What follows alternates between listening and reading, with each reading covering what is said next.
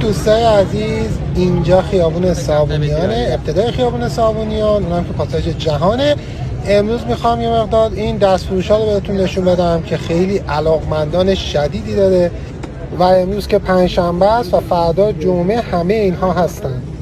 تقریبا از ابتدای خیابون صابونیان اکثر راههایی که شما میبینید، مسیرهایی که میبینید، این دستفروش‌ها هستن. حالا چیزهای مختلف از لوازم آشپزخانه، خردریز، بلوجات، سرامیک، چینی و چیزهای مختلف که حالا فروشگاه‌ها بعضا ندارن یا چیزهای ارزان‌تری هستن رو میارن اینجا که در واقع به فروش برسونن و خیلی ها علاقمندن به این سیستم دستفروشی اینجا. خلاصه اینجا یک سیستم خیلی به خصوصی داره، هم پاساژ و سراهای مختلف داره، هم پاساژهای شیک داره، پاساژهای قدیمی داره، دستفروش‌های مختلف داره و یه جاییه که یه آخر هفته پنجشنبه جمعه میتونه خیلی جای جذابی برای دوستان باشه که بتونن ازش دیدن کنن.